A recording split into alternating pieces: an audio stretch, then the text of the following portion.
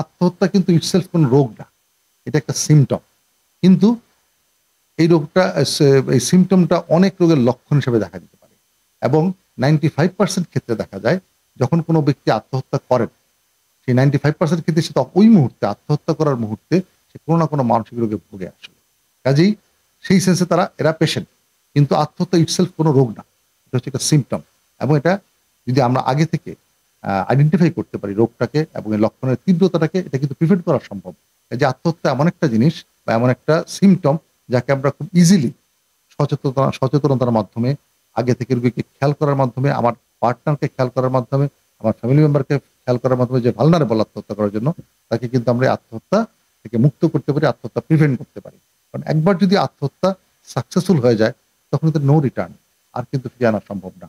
কাজেই আত্মহত্যাকে প্রিভেন্ট করতে গেলে যেটা করতে হবে, আমাদের আমাদের পাশের মানুষটাকে, আমার সন্তানকে, আমার পার্টনারকে, আমার ভাইকে, আমার বোনকে পরিবারে মনোযোগ দিয়ে পর্যবেক্ষণ করতে হবে। যখনই তাদের মধ্যে কোনো অ্যাবনরমাল আচরণ আমরা দেখব, অস্বাভাবিক কোনো আচরণ আমরা দেখব তার চিন্তার জগতে কিংবা তার ব্যবহারের জগতে, তখনই আমাদেরকে সাবধান হতে হবে।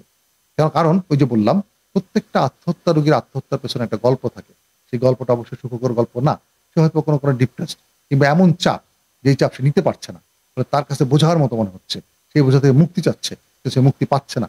তখনই সে কিন্তু অনেকেই যারা আত্মহত্যা প্রণ বা যারা ভালনারেবল তারা আত্মহত্যার পথ বেছে নেয়।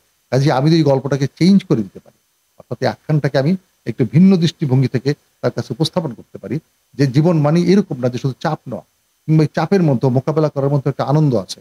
আনন্দ নিয়ে আমার প্রবলেমগুলোকে ফেস করতে পারি। আমি অনেকখানি কথাটা বলি আসলে, life is full of problem. আমাদের জীবনে সমস্যা শেষ নেই। কিন্তু এটা কোনো বড় সমস্যা না। সমস্যাটা কোথায়? সমস্যাটা হচ্ছে আমরা প্রত্যেকেই একটা সমস্যাবিহীন জীবন চাই। এটা হচ্ছে সবচেয়ে বড় সমস্যা।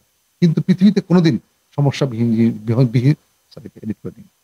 কিন্তু পৃথিবীতে কোনোদিনই সমস্যাবিহীন জীবন সম্ভব না। কাজেই যেহেতু সমস্যাবিহীন জীবন সম্ভব না, কিন্তু মনে, মনে আনকনসিয়াসলি আমি একটা সমস্যাবিহীন জীবন চাচ্ছি, এটা একটা অবাস্তব চাওয়া। কাজেই অবাস্তব চাওয়া থেকে আমাকে ফিরে আসতে হবে। আমাকে বুঝতে হবে জীবন সমস্যা সংকুল। এই সমস্যাকে আমাকে আনন্দের সাথে মোকাবেলা করতে হবে। আমি হয়তো সব সমস্যার সমাধান করতে পারব না।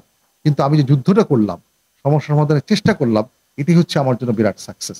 কাজেই এই গল্পটাকে যদি আমি চেঞ্জ করে দিতে পারি, জীবন সম্পর্কে দৃষ্টিভঙ্গি চেঞ্জ করে দিতে পারি, তার বিষণ্ণতার প্রতি তার ভিউ চেঞ্জ করে দিতে পারি, যে এই বিষণ্ণতা থেকে, এই ইনসিডেন্ট থেকে আমি কি শিখলাম, এটাকে আমি ভবিষ্যতে কিভাবে কাজে লাগাবো, এই দৃষ্টিভঙ্গিটা চেঞ্জ করে দিয়ে আমি তাকে পজিটিভ দিকে নিয়ে আসতে পারি, তখন কিন্তু অনেক ক্ষেত্রেই আত্মহত্যা প্রতিরোধ করা সম্ভব।